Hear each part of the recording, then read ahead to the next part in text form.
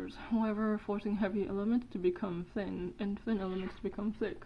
Instead of torturing a letter form, choose a typeface that has the proportions you are looking for, such as condensed, compressed, wide, or extended. The X height of typeface affects its apparent size, its space efficiency, and its overall visual impact. Like heavily confused styles, X height sculpting out of fashion, frequent typographies became popular in the 20th century, making letter forms look larger by maximizing the area within the overall point size. Because of its huge X height, alphabetical were made manageable at small sizes. Set in 8 points for magazine caption, alphabetically can look quite elegant. The same typeface can look bulky and bland, however, standing sharp lines tall at a business card. Typeface with a small X height suggests that you use less space, less efficiently than those of big bodies. However, their delicate proportions have their equal charm. All the typefaces shown below were inspired by the 16th century Peninsula types, cog and round, yet each one reflects its own era.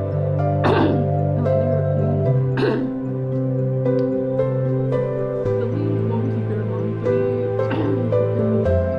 Depression, while the infinite site of ITC Miramar became the iron of the colonial 1970s. A type family of optical sizes has different styles of different sizes of output.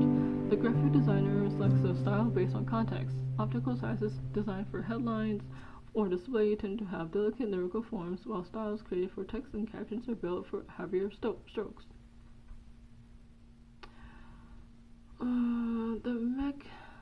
This mechanized approach to type sizes became the norm for photo and digital type production.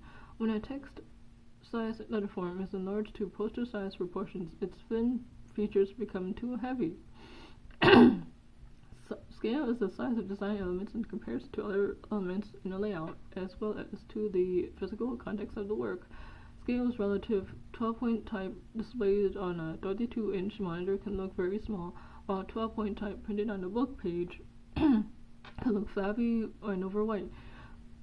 Designers create hierarchy and contrast by playing with the scale of letter forms. Changes in scale help create the visual contrast in movement and depth, as well as express hierarchies of importance. Scale is physical. People intuitively judge the size of objects in relation to their own bodies and environments.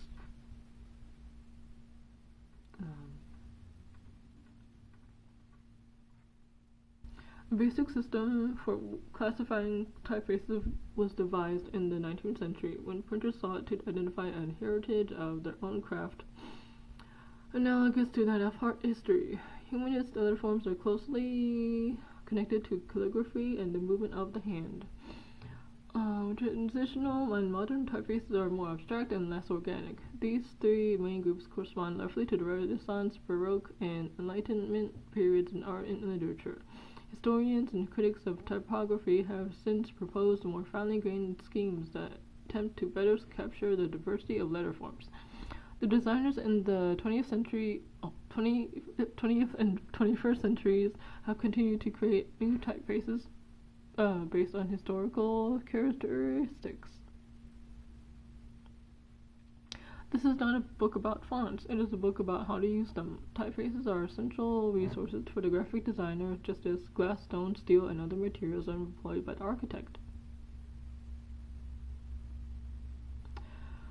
In the 16th century, printers began organizing Roman and Italic typefaces into matched families. The concept was formalized in the early 20th century.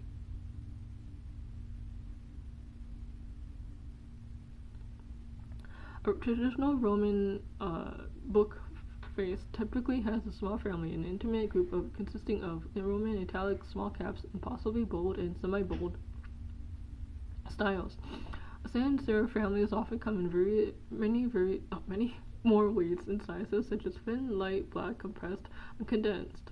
A superfamily consists of dozens of related fonts in multiple weights or widths, often with both sans serif and serif versions. Small capitals and non-lining numerals are included in the sans serif versions of Rhesus, Scala Pro, and many other contemporary superfamilies.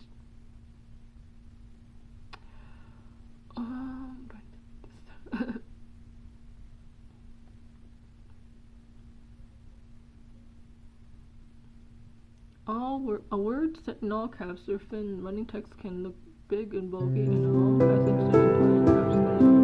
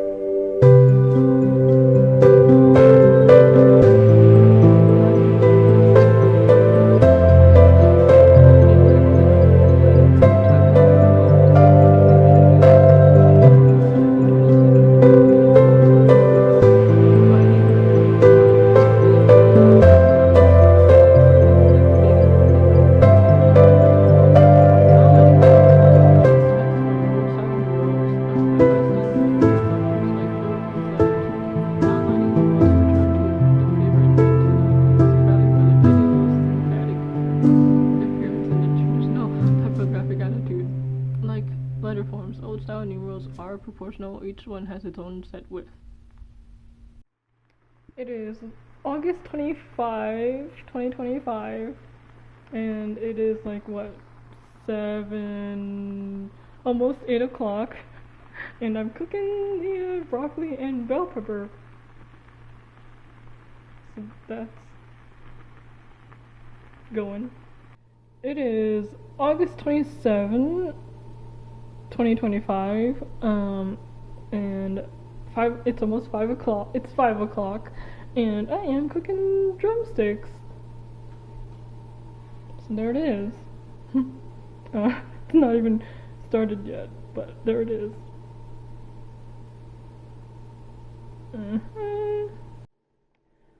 And followed by some bell peppers.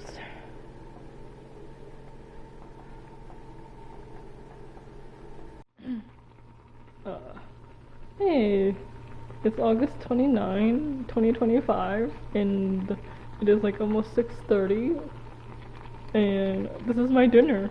I have ramen, snap peas, I think, and 2 chicken drumsticks. And,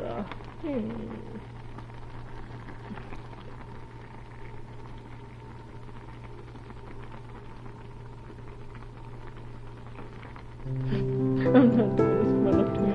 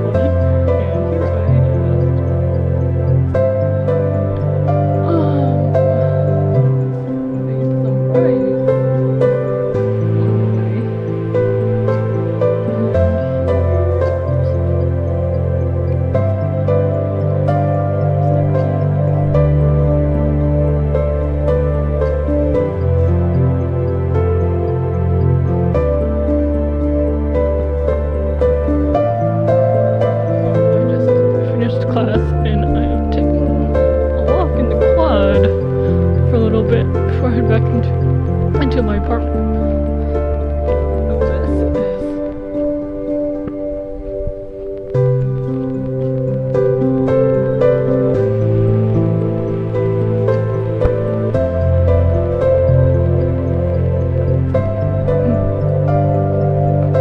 There's a lot of trees.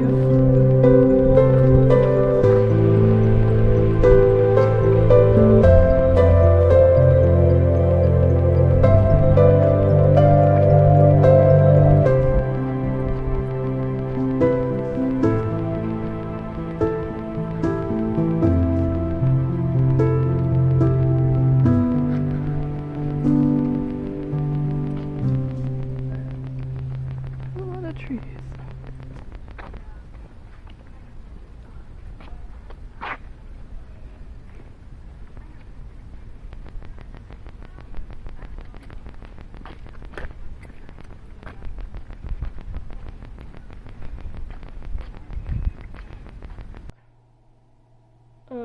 It is September 2nd at 4:30 p.m.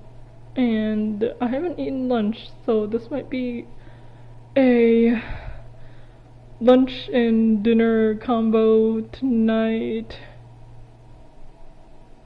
So, and this is drumsticks and snap peas with ramen and the pork flavor.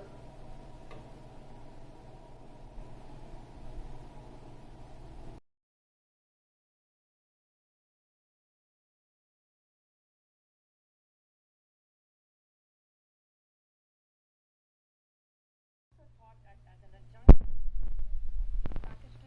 packaging design department, Richa enjoys spending time with her kids and bird watching, but not at the same time. Richa, I mean, you were completely humanized in the end. Like, we are all humans. And then thank you for sharing your hobbies. And Laura, we would love to know your hobbies as well. So, thank you for joining. I feel like I'm too busy for hobbies. I have an 8, well, I guess now a 9, 7, and 4-year-old. So their activities are my current hobbies, just going back and forth between all their activities. So hi, you guys. I'm really excited. I didn't know it was going to be 80 folks on the call, so feels like a little pressure, but very excited. So thank you all for joining. Also, those introductions, when you hear them read aloud, feel very grandiose. But I promise everyone at SoulSight, including Reach and I, are very, very down to earth. So to actually bring in. So you had here a distinctive asset that was covered by the package, right? You looked at that before. That distinctive asset you'd never see until you open the bar.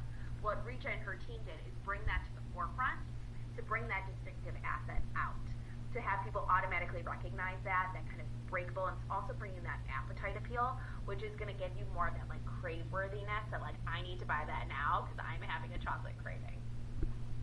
Yeah, and in addition to the chocolate itself, they also have amazing assets in their logo, which is very recognizable in the color in the background, which is actually called Munsell Maroon, interestingly. So that's the color in the background there. So all of those are elements that you can recognize, and that can kind of stand its own ground, and be a connection for consumers for this product. So if you go to our next slide, just another image that shows you the flexibility of the brand. So they also own brands like Mr. Goodbar. So how do you take a brand that has kind of its own impression and bring it into a system in a way that still makes sense and still connects?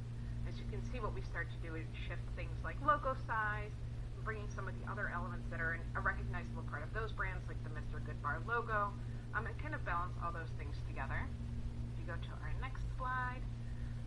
So in addition to creating the packaging, we design a lot of things that are what we call kind of off-pack impression as well. So we did it in children interacting with the product. It's always done in a very specific way.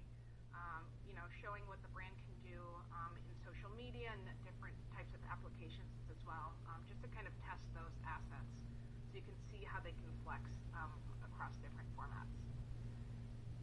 We also worked on Hershey Kisses, which is such a fun product. So if you're again, another one that's like an exercise in brand assets because that product form is so recognizable and so nostalgic for consumers, right? There's like an experience that's connected to it. So actually, if you go to our next slide, you can see how on the left, that's where the brand was before. It was very much around the shape of the kiss, but maybe not the product itself. So when we approached this, we did it a little bit differently. Again, really putting the focus on the product and driving that appetite appeal. We wanted to also make sure that we were really speaking to the shareability of this product. It's like this tiny thing. It's something that, you know, a mom might share with her child at a special moment, or that, you know, she might put in their lunchbox, or, you know, so there's sort of a shareability element to it, and it's a bit more of a youthful offering compared to the Hershey bars, for instance. So how do you bring in some of that playfulness and some of that sort of family-friendly appeal? We thought an interesting way to do that would be through this iconography. So again, speaking directly to shareability through those icons. You can see also that within the logo itself, we just love the brilliance of that kiss shape between the K and the I. So really making sure that was coming across more clearly and really creating sort of that ownable appearance to the logo in a way that was getting a little bit lost previously. So simplifying and then just really putting the emphasis on the right parts of the communication. You can see here how it varies from product to product. They do have some offerings that are a bit more like specialized. They either have different fillings or different types of ingredient mixed into their products. So really celebrating those differences at shelf with those little icons or sort of additional color elements. So just really making those as fun as they can be. And then a quick look at how that could be shown off pack as well. So showing those icons, the different colors, playing with the typography, etc. I'll say too, even from like a tone standpoint, we typically do love a good pun, but this idea of like unwrapped joy, because unlike maybe a bag of Skittles, when you open that and they're all accessible, each one has to be unwrapped. So each kiss is a little bit of a present in and of itself.